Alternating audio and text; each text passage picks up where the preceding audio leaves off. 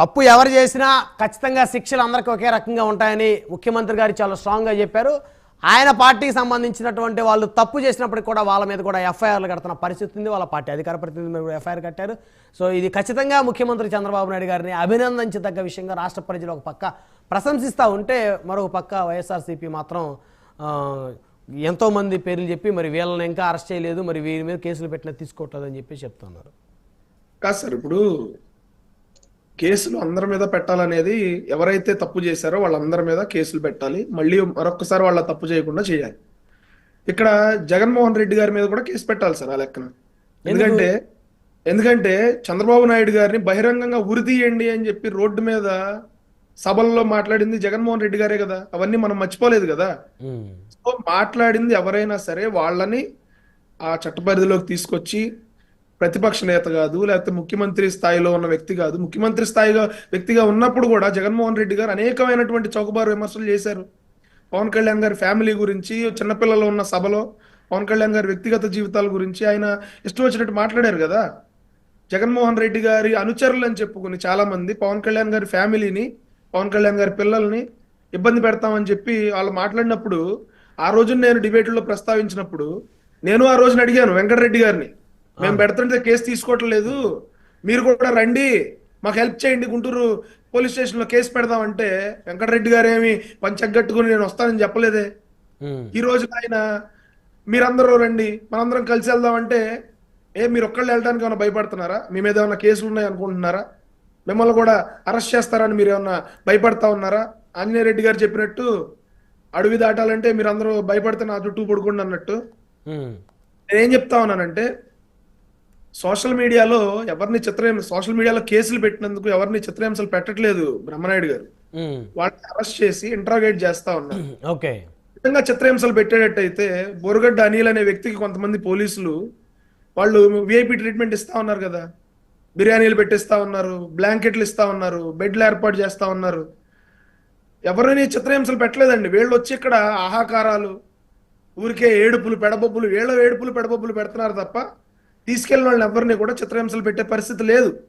ఒకవేళ నిజంగా మీరు మాట్లాడదలుచుకుంటే వెంకటరెడ్డి గారికి నేను సలహా చెప్తా ఉన్నా, మీరు ఎక్కడికి వచ్చి సోషల్ మీడియాలో అరవటం కాదు. మీకు 11 మంది ఎమ్మెల్యేలు ఉన్నారు కదా, అసెంబ్లీలో మాట్లాడమంటారు. జగన్మోహన్ రెడ్డి గారు అసెంబ్లీలోకి వెళ్ళి డైరెక్ట్ గా చంద్రబాబు నాయుడు గారిని అడగండి, డైరెక్ట్ పవన్ కళ్యాణ్ గారిని అడగండి.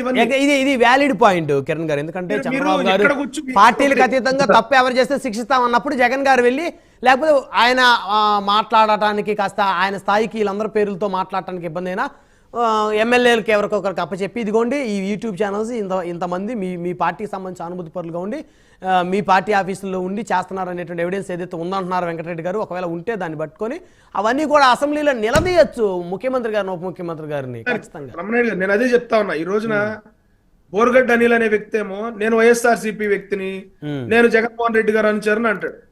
ఇక్కడికి వచ్చి వెంకటరెడ్డి ఏమో వాడికి మాకు సంబంధం లేదు అంటాడు. ఇప్పుడు ఈ వీడియో కనుక నాకు సంబంధం, వైఎస్ఆర్సీపీకి అతనికి సంబంధం లేదని వెంకటరెడ్డి గారు చెప్పిన మాట బోరుగడ్డ అనిల్ విన్నాడు అనుకోండి, చూసాడు అనుకోండి, మళ్ళీ ఈయన కూడా బండికి కట్టుకుని లాక్కెళ్తానంటాడు. ఇప్పుడు మరి వెంకటరెడ్డి గారు చాలా ఇంపార్టెంట్ వ్యక్తి కదా. ఒక్క నిమిషం, ఈయన అనేక డిబేట్లు నేను కిరణ్ గారు అటెండ్ అయ్యాం. మీరు అపోజిషన్ లో ఉన్నప్పుడు ఒక్క నిమిషం, మీరు అపోజిషన్ లో ఒక్క నిమిషం మీరే మాట్లాడారు. మీరు అపోజిషన్ లో ఉన్న ఇదే కొత్త పాయింట్లు చర్చ ఉండాలి. వెంకటరెడ్డి ఇదే అబద్ధాలు ప్రచారం చేసుకునే కాడికి మీరు డిబేట్ యూజే ఉంది, డిబేట్ వేస్ట్ కదా, టైం వేస్ట్. చూసేవారు కూడా వెంకటరెడ్డి నువ్వు చెప్పడం కాదు టైం వేస్ట్ అని. మేము అధికారంలో ఉన్నప్పుడే నేను ఆ మాట చెప్పా మాకు సంబంధం లేదు అని. అనేక సందర్భాలు ఈయనే వచ్చాడు డిబేట్ లో. మీ ఛానల్ ఇంకో ఛానల్ ఉంది, ఆ ఛానల్లో మేమిద్దరం ఫైటింగ్ మాకు జరిగింది, సంబంధం లేదు అని చెప్పి నేను చెప్పా. నన్ను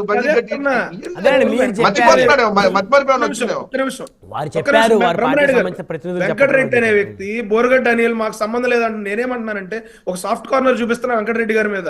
గబాలను బండికి కట్టుకుని లాక్కెళ్తానని మీ మీదకి వచ్చాడు అనుకోండి, బోరుగడ్డ అనిల్ ఏం మాట్లాడతారండి? వైఎస్ఆర్ కాంగ్రెస్ పార్టీ సంబంధం లేదు,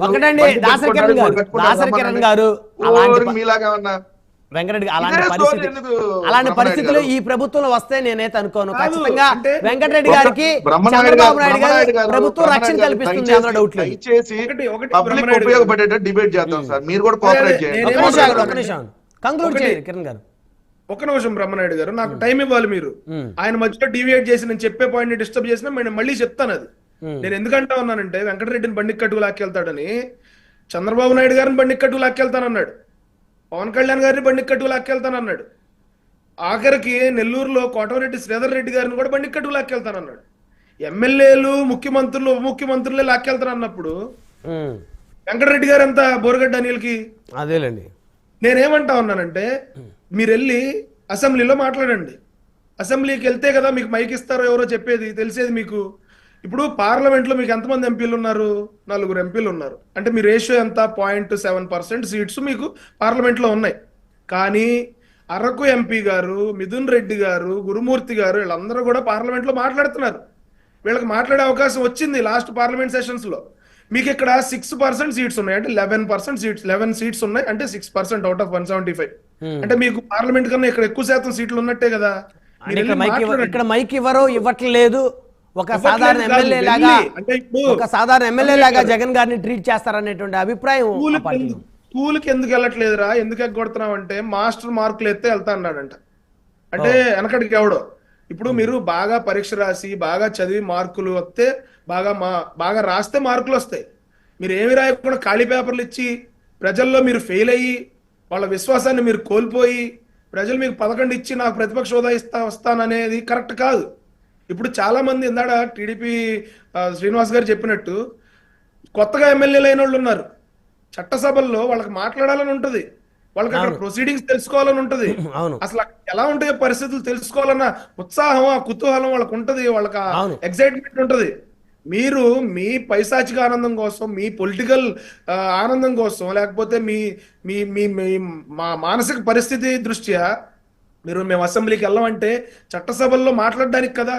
ఈ రోజున ఇక్కడ డిబేట్ లో కూర్చుని నేను వెంకటరెడ్డి మాట్లాడేదానికి, ఎక్కడో కూర్చుని జగన్మోహన్ రెడ్డి గారు ప్రెస్ మీట్ లో పెట్టి మాట్లాడేదానికి ఏంటండి? అసెంబ్లీలో మాట్లాడితే అది మాట్లాడమని కదా గెలిపించింది వాళ్ళని. ఇప్పుడు ఏముంది, ప్రెస్ మీట్ పెట్టి మాట్లాడతాడు, ఎవడైనా మాట్లాడతాడు. ఎక్కడో చెన్నైలో జగన్మోహన్ రెడ్డి గారు తాడేపల్లి ప్యాలెస్ లో చూద్దాం వెళ్తారేమో చూద్దాం. శ్రీనివాస్ చౌదరి గారు కంక్లూజన్. ఇప్పుడు 2 విషయాలు నాకు క్లియర్ గా అర్థం కావాలి. వెంకటరెడ్డి కూడా చెప్పాలి, ఎందుకంటే వెంకటరెడ్డి మనం చాలా 100 డిబేట్లు చేస్తాం. పోసాని కృష్ణమురళి, ఎవరెవరో శశికళ, ఆర్జీవి అంటే వర్మ, శకుంతల, అలాగే శ్రీరెడ్డి, బోరగడ్డ, వర రాఘవరెడ్డి, వెంకటరెడ్డి, సజ్జల భార్గవ్, పంచ్ ప్రభాకర్, వీళ్ళందరూ అమ్మనాభూతులు తిట్టినప్పుడు జగన్మోహన్ రెడ్డి పార్టీ వాళ్ళు బయటకు వచ్చి వీళ్ళు మాకు సంబంధం లేదు, వీళ్ళు మా పార్టీ కాదు, ఇదిగో వీళ్ళ మీద కేసు పెడుతున్నారు.